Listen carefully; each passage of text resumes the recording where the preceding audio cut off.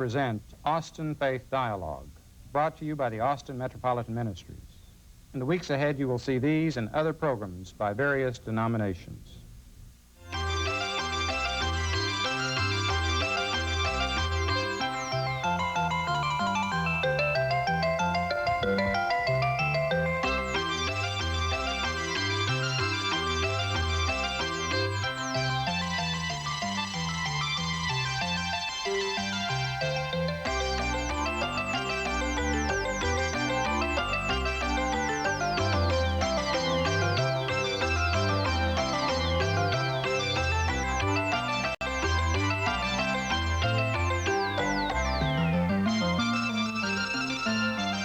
Austin Faith Dialogue, a public affairs program at the crossroads of religion and life, a series highlighting the cultural and social interaction between the worshiping and religious communities in and around the capital city. Austin Faith Dialogue is brought to you by the Austin Metropolitan Ministries in cooperation with KTVC. Join us now in Austin Faith Dialogue. 20 years ago in Austin, in the awakening of women's liberation, the Austin Women's Center was created. There were grand ideas and hope to change the world for women. Today, it serves as a referral and incubation for other agencies in the Austin area. Hello, I'm Ruth Landsberg, your host for this edition of Austin Faith Dialogue. Today we have with us Jenny Ballard, the Executive Director of the Austin Women's Center. Jenny, we welcome you to our broadcast. Good morning. It's good to be with you today. Well, I think we could start right at the beginning and tell us a little bit about how the center was founded and what some of the motivations were behind the early pioneers. The Austin Women's Center was founded in 1970 by a group of women who probably came out of the women's movement. Consciousness-raising groups were meeting around that time. They came together, and their first mission statement was pretty broad. It was to meet the legal, social, psychological, medical needs of women, and that was a lot. That was a lot. And I think one of the reasons that they came together to form a social service agency is because they felt like that women were not getting their needs met in traditional agencies, many of whom were church-run. Many women were experiencing family violence and were asking ministers and priests for advice about how to deal with that. And what they were getting was, you need to stay in the situation and pray, and the answer will come to you. There was a lot of alcoholism and drug abuse issues. There were just a lot of emerging needs, and women were not getting good answers in the traditional places that they used to go for help. And so the center was created to provide more ways to explore solutions. And of course, during those 20 years, times have changed and needs have changed. The Women's Center has narrowed its scope of the services that we offer to employment assistance, to helping people find jobs. It's really eliminated some of those earlier issues, maybe the medical issues and some of the other broad psychological.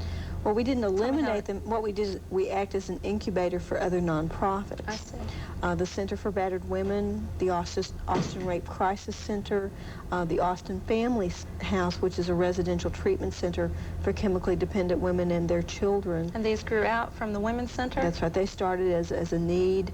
The Women's Center umbrellaed the task force to study the issue, got the first monies to get the project started, and within a couple of years they were spun off into their own nonprofit.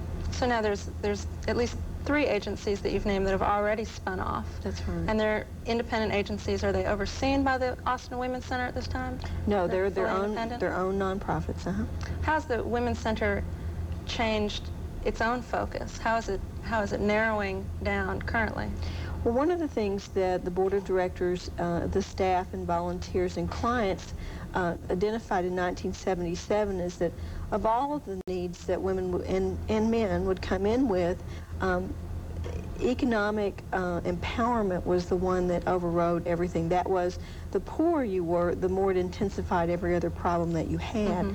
And so getting employment, being able to support yourself and your family was very critical. And so the board of directors, along with the staff, decided that that was the service that they wanted to provide. Well, you mentioned something right at the beginning of that certainly struck me, that it's for women and men.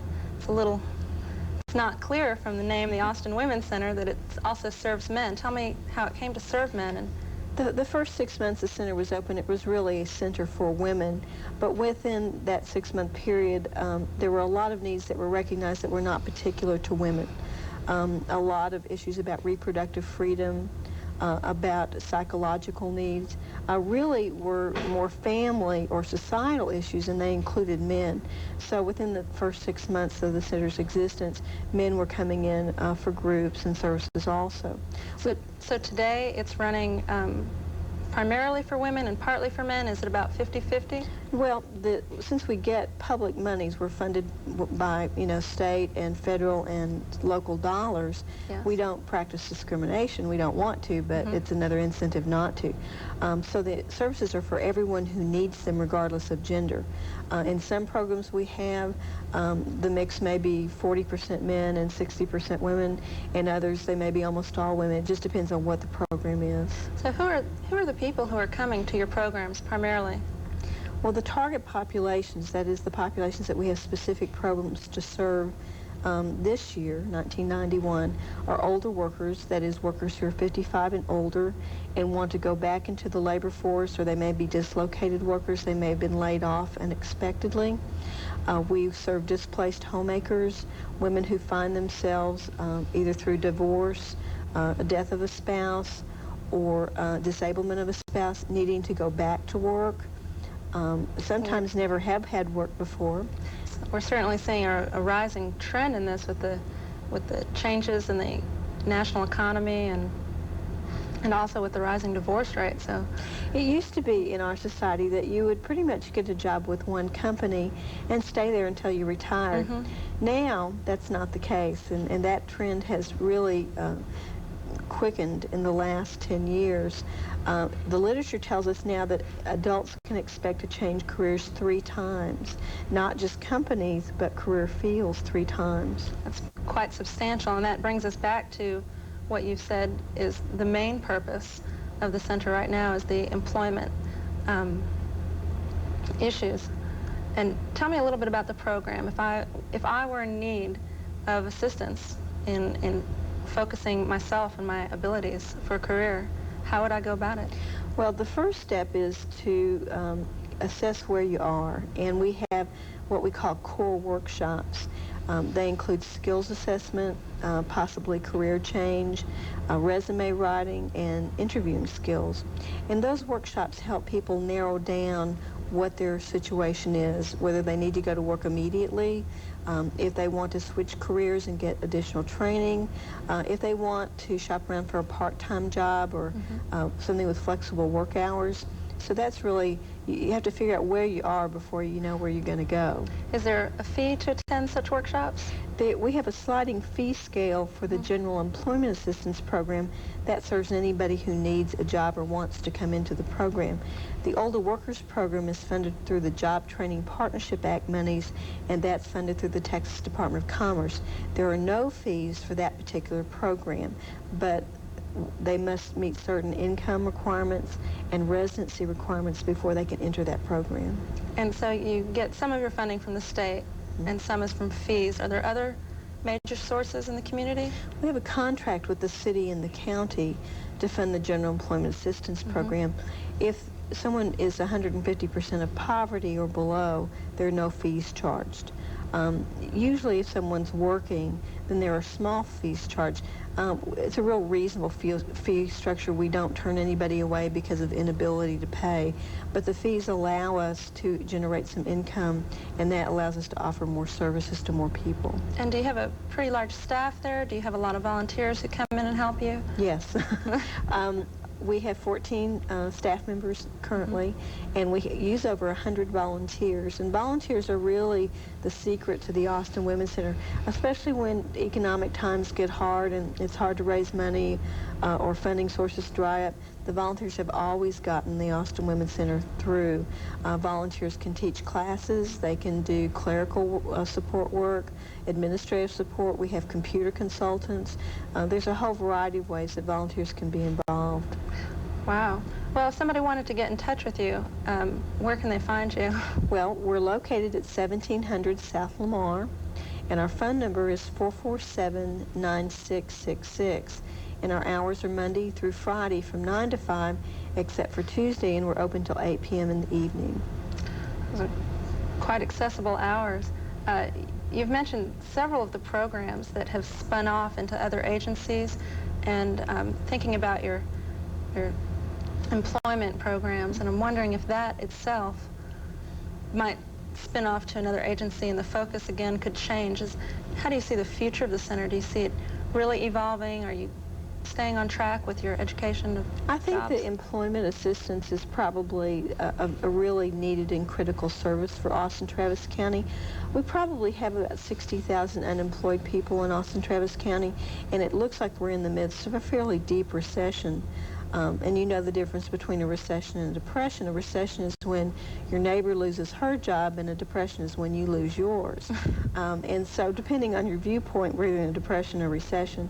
I don't see that the center will change its focus, but I do see the center as continuing to identify critical needs in the community and continue to address those either through task force and the incubation of other nonprofits or bringing other programs in under our umbrella. So it really has a pretty large and varied future. Austin-Travis County is a real unique place because we have a real good human services delivery system. We have a lot of community-based organizations that provide really good services to people in need. The problem, of course, has been the last few years, really since 1980s, we've had a doubling of the poverty rates here in Austin-Travis County. That means that twice as the number of poor people exists than there were in 1980. Many of those are formerly middle-class people who really don't understand what has happened. They may have been middle class for years, their parents may have been middle class, and they have slid into poverty, and they're not really sure what has happened to them.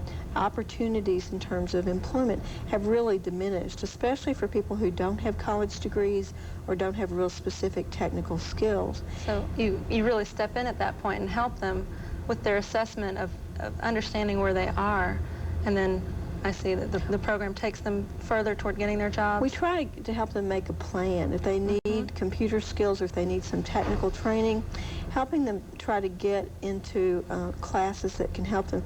I have to tell you that, you know, adults bring adult baggage in their life, and, you know, going to school when you're 18 or 20 is very different than returning to school when you're over 30 and you have children to support and you may have a mortgage and a car payment.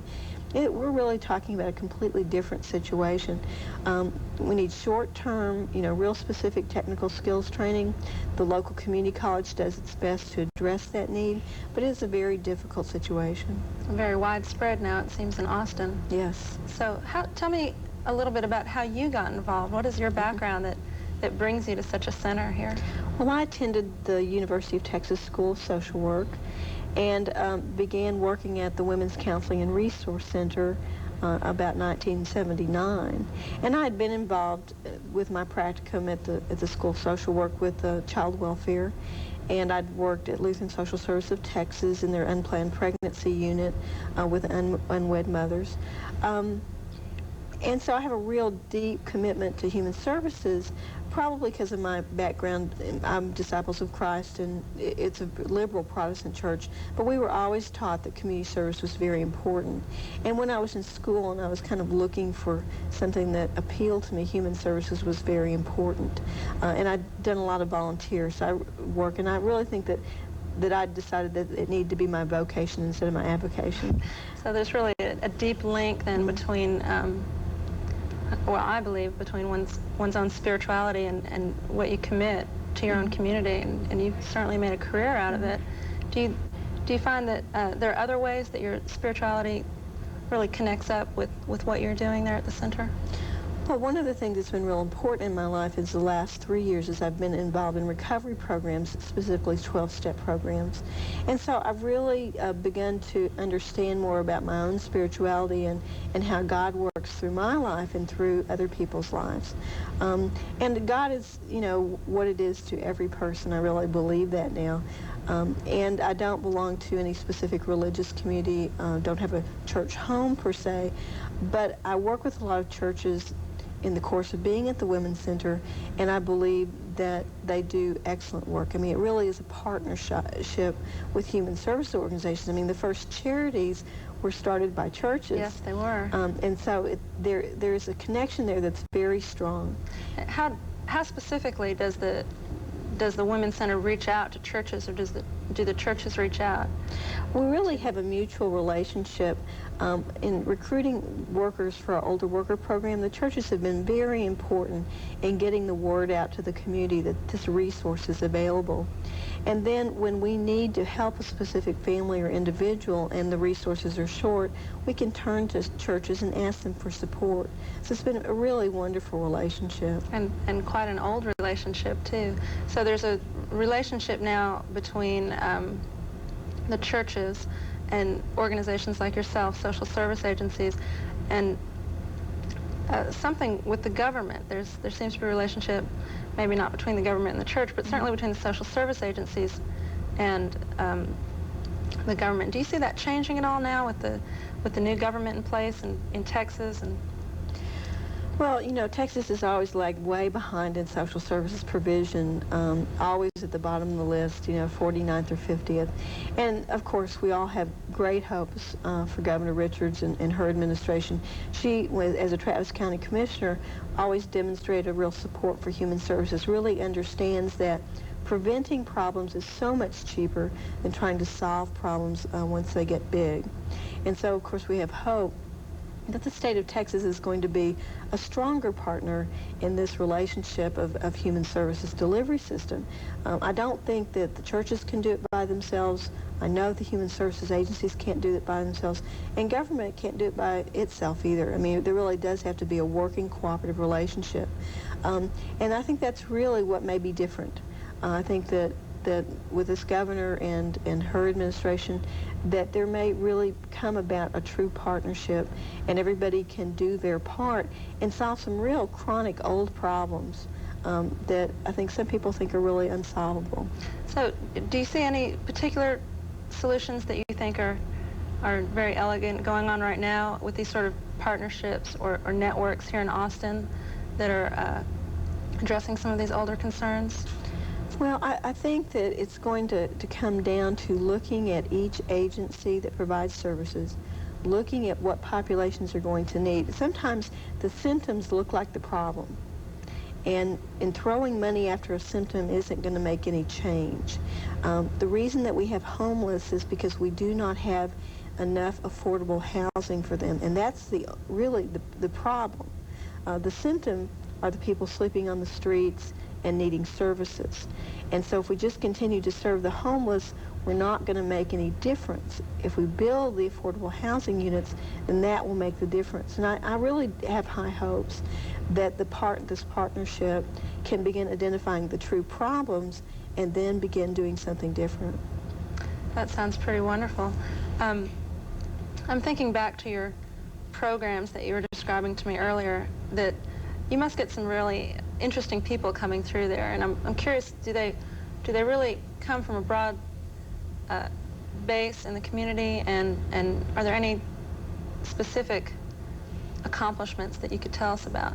The thing about employment assistance is you really do get every kind of socioeconomic background and class, nationality. I mean, you really get it all. And so we have seen homeless women who are living in cars with their children come to us, very desperate situation, and needing a lot of crisis management, a lot of emergency assistance. And we get bankers who are over 55, whose banks have failed or they've been laid off or merged. Certainly a chronic problem these days. Absolutely. In Texas.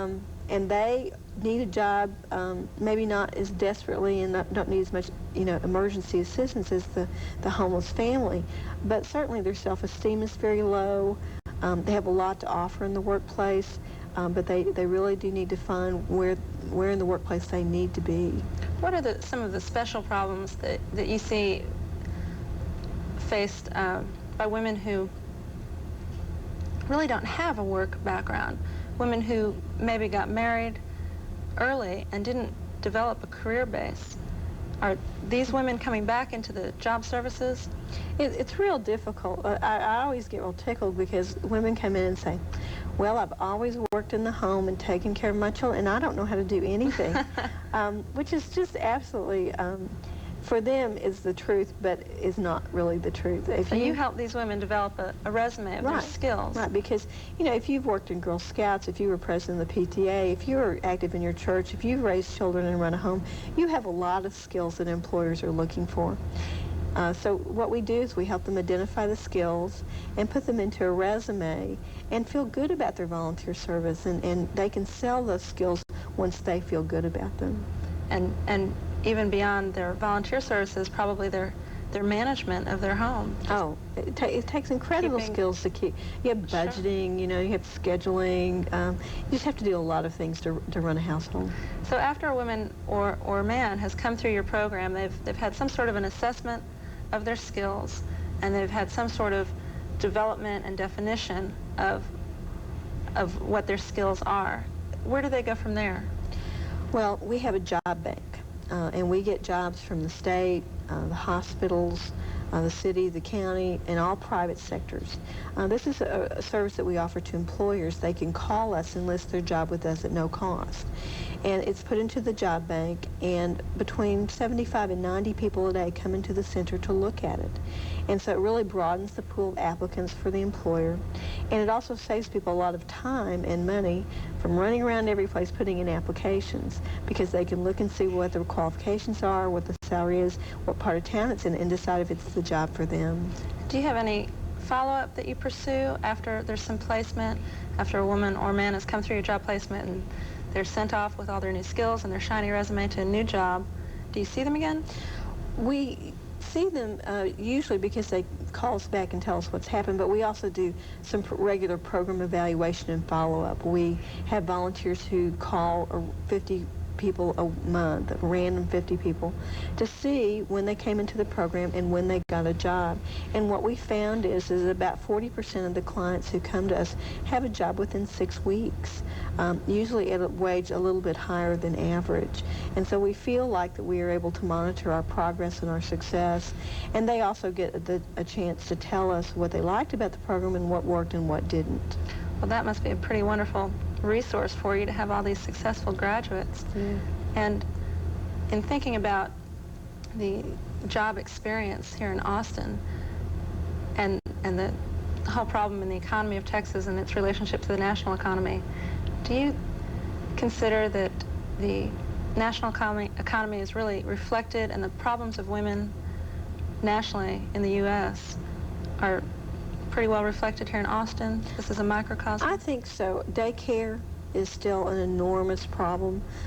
Good, affordable daycare sometimes prohibits women from going back into the job market. Sometimes it prohibits men from going back into the job market. Somebody's got to stay home and take care of the children if there is no good daycare. Health insurance and benefits are really, really important, and many jobs now do not offer that. And as we know, insurance is absolutely critical to good health care. Flexible hours, more flexible hours, especially if a lot of women find themselves in the position of caring not just for children, but for ailing parents. They kind of get sandwiched in there. And so they need more flexible work options, more flexible hours, the possibility of working at home, or working a split shift so that they can, you know, take care of their familial duties. That's really something, bringing it all together. That's really reinforces that in a national sense, the lack of jobs is really the core. As you were discussing earlier, that poverty is probably the most pervasive problem. And there's no better way to describe poverty than the lack of a source of income. Yeah, you know, it's really easy, I think, especially for those of us who are middle class, to believe that there really is something different about people who are poor. And it really is just a matter of income, and there really is not much difference. And there are class differences and there are cultural differences, but when it really comes down to it, if you don't have financial resources, all of your problems will be magnified 10 to 15 times. Having, you know, money to be able to pay for medical care and daycare and all the essential things it's just real critical. And when you don't have it, throws your whole life into chaos and crisis. So you're really helping to empower some local women who maybe were feeling less than empowered. And in this society, you are what you do. And if you don't work outside the home, then a lot of times your self-esteem and your ego, really take a beating. And it is hard to feel good about yourself if someone asks you what you do and you say, well, I don't do anything, or I'm unemployed, or I've been unemployed for a long time. So we do a lot of emotional support, a lot of confidence building with everybody who comes in to let them know that not having a job is not, a moral defect or a character defect. It just means that it's hard times and that they have to redouble their efforts. This month, I realize, is the Women's History Month. That's right. Is there anything special going on in Austin that we should know about? There's always a lot of events around that. The Women's Center, because we're a social service agency, doesn't do, very much around that. Last year we had a conference on employers and women in the workforce. This year, because of our 20th birthday party in October and all the fundraising that we're doing to kind of break even, we're not doing anything at an event. But I encourage women to look in the newspaper and to attend the Women's History Month. It's real important that you know where you came from so that you can know where you're going. And we teach that in all of our workshops. And during our 20th birthday party, I got to research a lot of the history of the Women's Center. And it really helped me put in perspective, what we're doing now and what we should be doing in the future. So we can look for some of these events now in Yes. Austin, now that we have a good sense of our history and where we stand today. And really sort of reconsider the role of women and the Women's Center here in Austin. So tell me a little bit more, maybe, about where you see the real future going in the Women's Center here. Well, I think the Austin Women's Center will continue to look for other community needs. We want to strengthen our employment assistance programs. The problem, of course, is funding. We haven't received any increases in funding with our city and county contracts in 3 to 5 years, but we have doubled the amount of people that we serve. People need more services now. With the lack of preventative programs and mental health programs, we get what we call more dysfunctional clients at times. That is that they have a lot of emotional problems and they need more than just going out and getting a job. In fact, if they're not treated, then if they got the job, they'd probably lose it.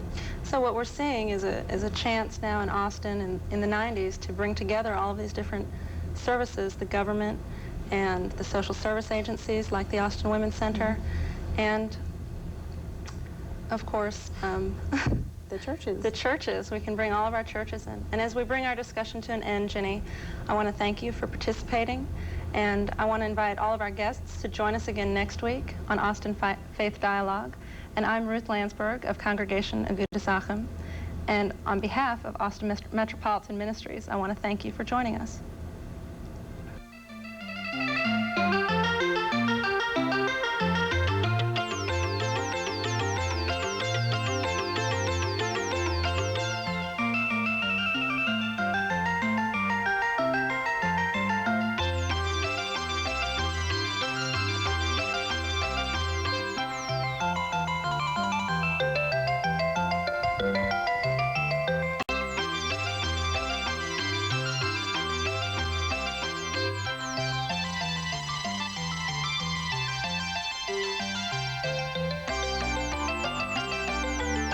For more information, call Austin Metropolitan Ministries at 472-7627.